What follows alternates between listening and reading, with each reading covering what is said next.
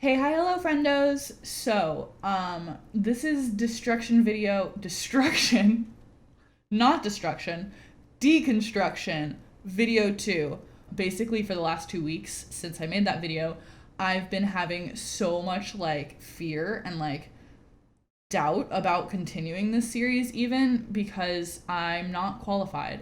But I really just want to talk about this stuff, not from any sort of deservedness, but just to help me, like this entire channel is, talk about my experience and what it's like to go through this.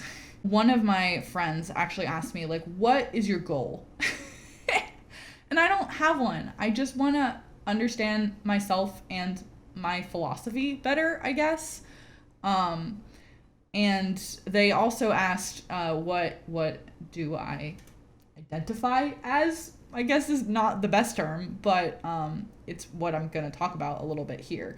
I still consider myself a Christian. I think I talked about that in my last video, but just to put that out there, I still will label myself as a Christian until something changes. That's the label that I feel comfortable as. And I'm actually a part of a really incredible mentorship program through my church that I really love. But it requires me to, share my feelings. And we had a meeting literally this week, and I realized that I didn't feel like I could be as authentic as maybe I would have hoped I could be.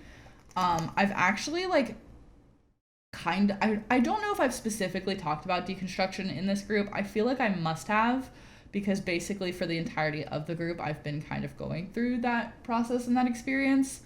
But this past week, when we were going through our Bible study, there had been some stuff that I had written in my journal that I fully didn't share with the group because it was almost exclusively about deconstruction. So I'm going to read straight up my journal entry that I didn't share, and I'm going to read the actual verse to you. So it's Ephesians 4:14. And it says, "Then we will no longer be infants, tossed back and forth by the waves and blown here and there by every wind and teaching by the cunning craftiness of people in their deceitful scheming." So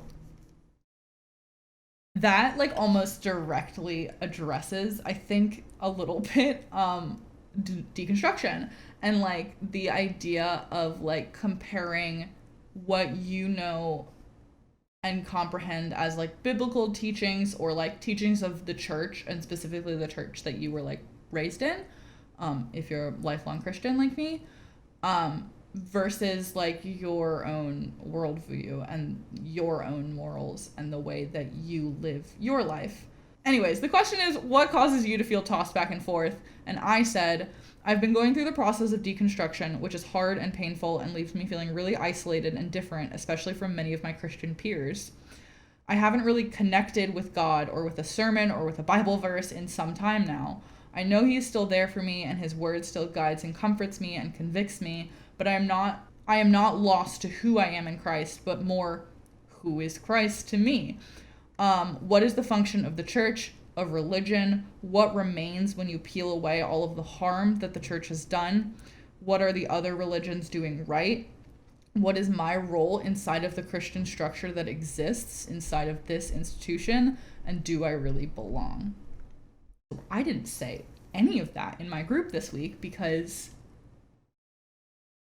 I didn't feel like I could in that moment. There are other things that I've shared with this group, I think, about conflicts that I have and problems that I see inside the major church. But for me, it was kind of measuring how much of this can I delve into, especially in a group with other people that need their time to talk about their things. I don't even remember what I said that causes me to feel tossed back and forth. I probably just agreed with what someone else was saying at the time. When you're going through this process, or just even if you feel like you don't identify or fit in to the typical Christian struggle or person or like topic that they're discussing that time, like sharing your actual fears and doubts seems so, or not even fears and doubts, just your feelings in that moment doesn't seem like it fits in. And a lot of like the Christian practice relies on you to be very open and like actually share what's on your heart. Like literally people have asked me in the church, like, how's your heart? How's your spirit? There's this dichotomy in the church of like being weak and strong at the same time. And it's really, they really don't mesh a lot of the times. And it's so confusing because I feel like a huge mechanism for the church, obviously, this makes sense when you are a Christian and you understand that like almost everything about American church systems is all about being like, I came from nothing and Christ gave me something. So a lot of times you'll have people come and be like, this is where I was, and through the power of God, this is where I am now. I don't think anyone has given one of those sermons when they're actually weathering the storm. They give it when they're on the other side of the storm. And I've said this before to my friends, I would find it so comforting for a pastor to not stand up and be like, I used to have doubts. It's okay to have doubts, but now I don't.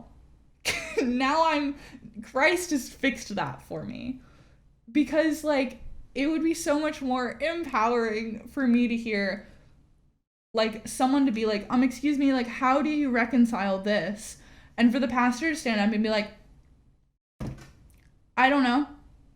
I don't know how to answer that question. I don't have all the answers. The Bible doesn't have all the answers.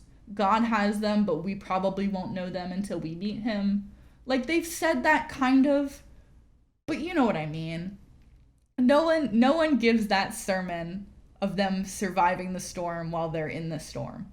So yeah, it's really hard to be a practicing Christian and have all of this going on inside your head. I'm going to share a little bit more. At the end of the day, we're about to shift into a new section of this study, and this study is like prepping us for that shift, I think. Ephesians 4 verse 1 opens with Paul saying, as a prisoner for the Lord, then I urge you to live a life worthy of the calling you have received. And of course here Paul is referring to the call from Christ to like, I guess, go and make disciples, but also just like be a good person. This is another thing that I like just straight up did not share because I didn't know how to, I guess. I don't know.